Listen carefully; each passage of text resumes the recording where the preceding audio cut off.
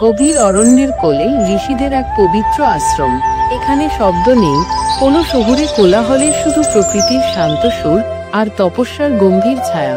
এখানে বড় হচ্ছিল এক অনন্যা কন্যা শকুন্তলা, ঋষি বিশ্বামিত্র ও অপ্সরা মেনকার কন্যা সে। দেবলোকে জন্ম তার, কিন্তু মানবলোকে বড় হওয়া। মাতা তাকে ফেলে গিয়েছিলেন দেবতাদের আদেশে। ঋষি কণ্বের আশ্রয়ে আশ্রমী হয়ে উঠেছিল তার বাড়ি, তার দুনিয়া। একদিন শকুন্তলা তার সখী প্রিয়ঙ্বদা এবং অনসূয়ার সাথে খেলছিল। হঠাৎ শকুন্তলা বলল, অনসূয়া, প্রিয়ঙ্বদা, দেখো না, আজ যেন শাল ফুলের ঘ্রাণে সারা বনভূমি ভরে উঠেছে। মনে হচ্ছে প্রকৃতি আমায় আদর করছে। তুমি তো নিজেই ফুলের মতো সুন্দর শকুন্তলা। এই বনভূমির রানী তুমি। গাছপালা, পাখিরা তোমায় ভালোবাসে।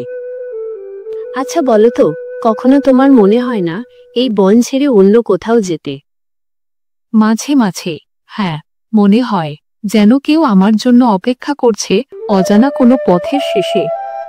এই সরল কথার মধ্যে ছিল ভবিষ্যতের এক আভাস, আর সেই ভবিষ্যৎ তখনই ধীরে ধীরে এগিয়ে আসছিল।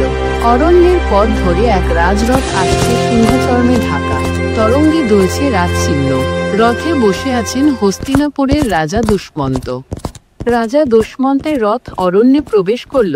শিকার করতে বেরিয়েছেন তিনি, হাতে ধনুক, সৈন্যরা পিছনে। এই কেমন অরণ্য, এমন নির্জন, অথচ এত প্রাণবন্ত। এই পবিত্রতা যেন স্বর্গ ছুঁয়ে আছে। মহারাজ, এই কর্ণ ঋষির আশ্রমের অঞ্চল। এখানে মৃগয়া নিষিদ্ধ, তাই পশু পাখিরাও নির্ভয়ে ঘুরে বেড়ায়। ধনুক নামাও, শান্তির দেশে আমি কোনো কলহ আনতে চাই না। এই প্রথমবার রাজা দুষ্মন্ত কোনো যুদ্ধ বা শিকার নয়, শুধু শান্তির সন্ধানে রথ থামালেন। তার ভাগ্য তাকে নিয়ে চলেছে এমন এক নারীর কাছে, যার চোখে ছিল জলের মতো স্বচ্ছতা, আর হৃদয়ে এক অদ্ভুত আকর্ষণ। একই রূপ, দেবী নাকি মানবী? শকুন্তলা লাজুক ভাবে মাথা নিচু করে।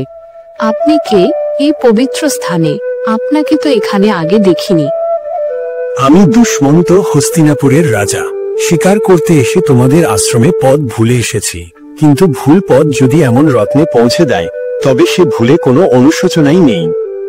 প্রিয়ঙ্বদা হাসি মুখে, দেখো শকুন্তলা, রাজা তো মনে হচ্ছে একেবারে মুগ্ধ। আর আমাদের শকুন্তলাও খুব শান্ত হয়ে গেল আজ। প্রথমবারের মতো চোখে চোখ পড়েছিল তাদের, দৃষ্টি যেন কথার চেয়ে বেশি বলছিল। পরের দিন আশ্রমে ফিরে এলো কর্ণ ঋষি। দুষ্মন্ত সসম্মানে আশীর্বাদ নিলেন তার কাছ থেকে। রাজন, এই কন্যা আমার আশ্রমে বড় হয়েছে। সে জন্মে অপ্সরার কন্যা, কিন্তু আচরণে আশ্রমবতী। তার রক্ষাকর্তা হওয়ার যোগ্য আপনি। মুনিশ্রেষ্ঠ, আমি শকুন্তলাকে শ্রদ্ধা করি এবং ভালোবাসি।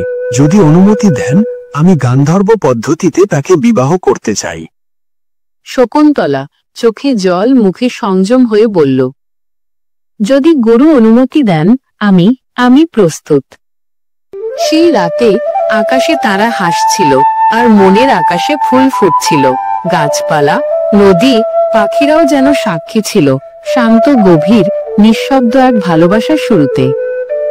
শকুন্তলা ও দুষ্মন্ত, প্রেমে বাঁধা দুই হৃদয়।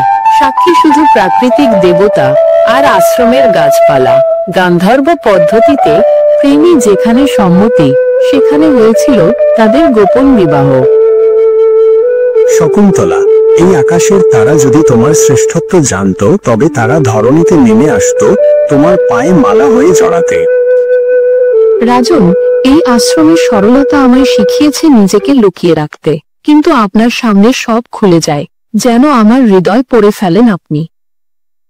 সেই রাতে দুষ্মন্ত তাকে দিলেন একটি অঙ্গুরীয়, একটি আংটি, যার মাঝে খোদাই ছিল রাজমুদ্রা। সেই ছিল ভালোবাসার চিহ্ন, স্মৃতির এক দাগ।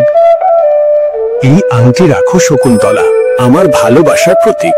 রাজপ্রাসাদে যখন তুমি আসবে, এই চিহ্ন তোমার পরিচয় দেবে।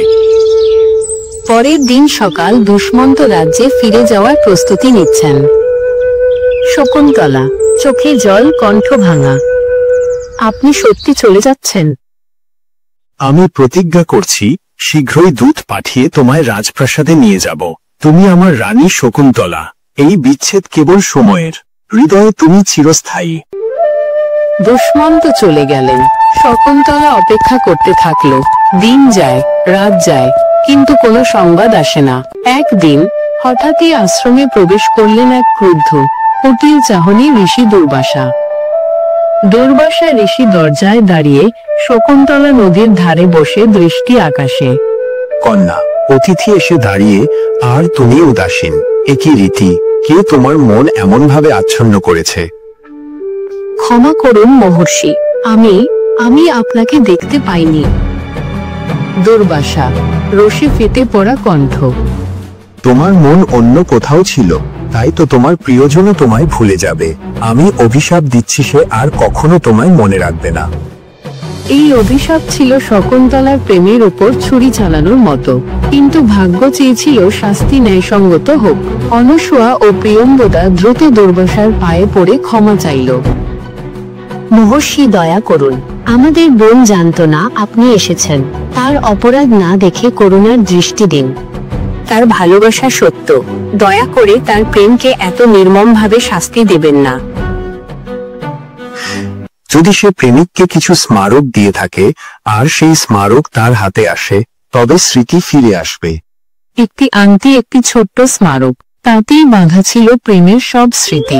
কিন্তু ভাগ্য যেন প্রস্তুত ছিল আর এক খেলার জন্য। শকুন্তলা ছিলেন গর্ভবতী এবং কর্ণ ঋষি তাকে আশীর্বাদ করে বললেন, সময় এসেছে রাজসভায় যাওয়ার। শকুন্তলা, দুষ্মন্তের প্রতি তোমার প্রেমে কোনো কলঙ্ক নেই। এখন যাও, রাজসভায় যাও। রাজা তোমায় গ্রহণ করবেন শ্রদ্ধা ও সম্মানে। তার কথা, তার দেওয়া আংটি সবই আমার কাছে অমৃত। আমি জানি তিনি আমায় ভুলেননি। শকুন্তলা রওনা দিলেন। একাকী নয়, আশ্রমের সাথীরা সঙ্গে ছিল। কিন্তু নিয়তির খেলায় তখন শুরু হয়েছে দুঃখের সুর। সেটাই আংটি, যার উপর নির্ভর করেছিল সবকিছু, পথের মাঝে নদীতে পড়ে গেল, হারিয়ে গেল চিরতরে। না, এই আংটি আমার সব স্মৃতি। এখন সব নির্ভর করছে শুধু ভাগ্যের উপর। রাজসভা, রাজা, অভিশাপ আর নিঃস্ব এক হৃদয়, যার বুক ভরা প্রেম, কিন্তু হাতে নেই প্রমাণ।